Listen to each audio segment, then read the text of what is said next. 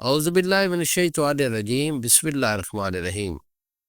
گشتہ ساز حکیم بابا سیف اللہ کی طرف سے میرے تمام دوستوں کو السلام علیکم ورحمۃ اللہ وبرکاتہ۔ یہ تو دوستو میرا یہ جو چینل ہے، میں آپ کو مردانہ اور زنانہ بالخصوص جو امراض ہوتے ہیں ان کے متعلق مختلف چیزوں پہ، مختلف مرضوں پہ آپ کو وہ ڈکٹیشن دیتا رہتا ہوں۔ تو کوشش یہ ہوتی ہے کہ جتنا زیادہ سے زیادہ ہو سکے آپ کا جو ہے نا یہ ایشو جو مخصوص امراض کے ریلیٹڈ ہوتے ہیں ان کو میں کور کر سکوں۔ تو آپ برائے مہربانی یہ جو میرا چینل ہے اس کو سبسکرائب ضرور کر دیا کریں اور شیئر کر دیا کریں۔ اگر آپ کا کوئی ایسا ایشو نہیں ہے تو ہو سکتا ہے آپ کے دوست کا کوئی ایسا ایشو ہو، کیونکہ یہ جو پوشیدہ امراض ہوتی ہیں یہ بندہ دوستوں کے ساتھ بھی شیئر نہیں کرتا، لیکن جب اس کو کوئی اچھا حکیم جو ہے نا وہ مل جائے، اس کی کوئی جو ہے نا بریفنگ مل جائے تو ہو سکتا ہے وہ ہم سے کوئی مدد دے پائے۔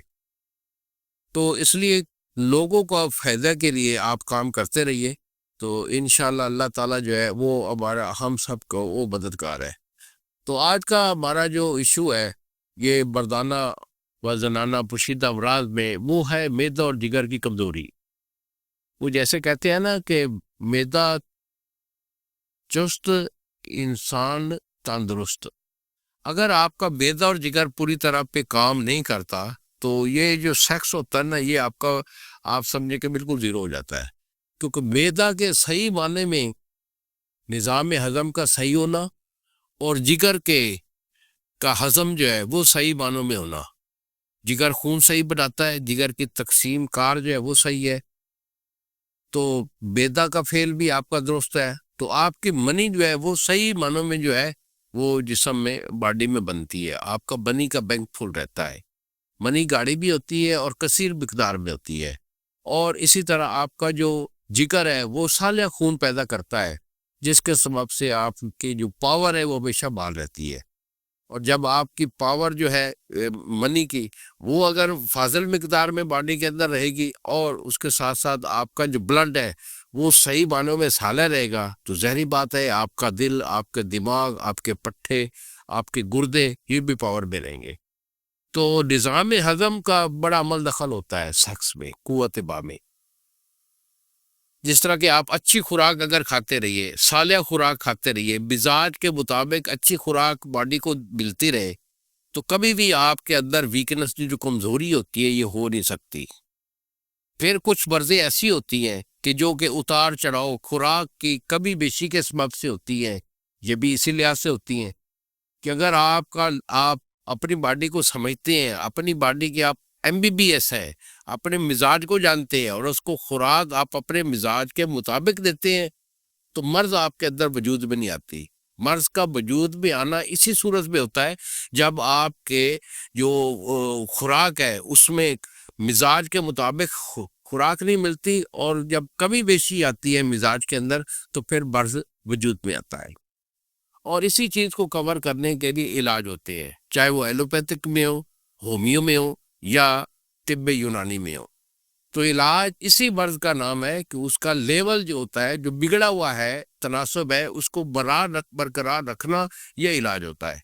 تو بیٹا آپ کا جو معدہ اور جگر ہے اس کا خاص عمل دخل ہوتا ہے انسانی صحت میں، اور آپ کے سیکسول جو پاور ہوتی ہے اس کو بحال رکھنے میں معدہ اور جگر کا تندرست ہونا بہت ہی ضروری ہے۔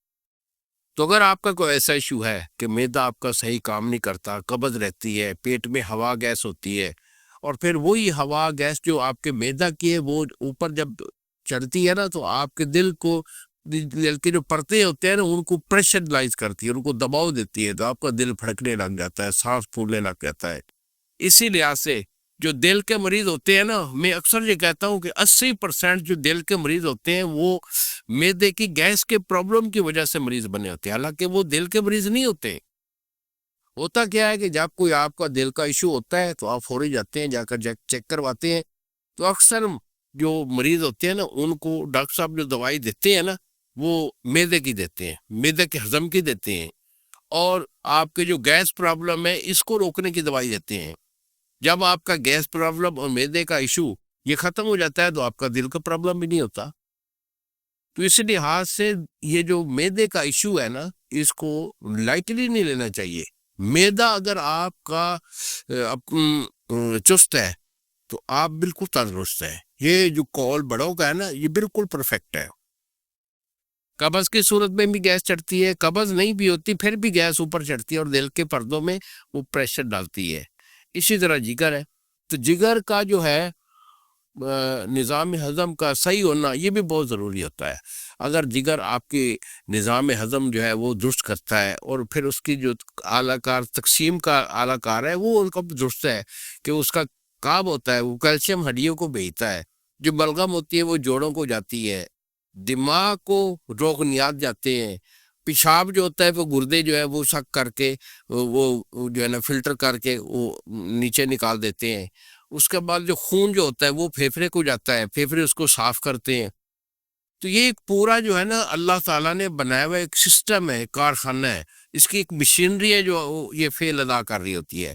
تو جتنا ہو سکے بیٹا، اگر آپ میری اس بات کو سمجھ رہے ہیں، آپ کا کوئی بھی ایشو ہے، میدا کا پرابلم ہے، گیس پیدا کرتا ہے، قبض کی علامات ہے، اور میدے کا ہضم درست نہ ہونے کے سبب سے آپ کی منی پوری نہیں بن رہی ہے، اور اس کے بعد کیا ہے کہ آپ کا جگر کا فیل جو ہے وہ متاثر ہے.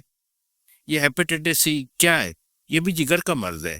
شوگر کیا ہے؟ یہ بھی آپ کے جگر کا مرض ہے. تو جتنے بھی یہ امراض ہوتے ہیں، ہیپیٹائٹس سی ہے، بی ہے، یہ چیزیں جو ہوتی ہیں، ان کو جو ہے نا آپ نے لائٹلی کبھی نہیں دینا.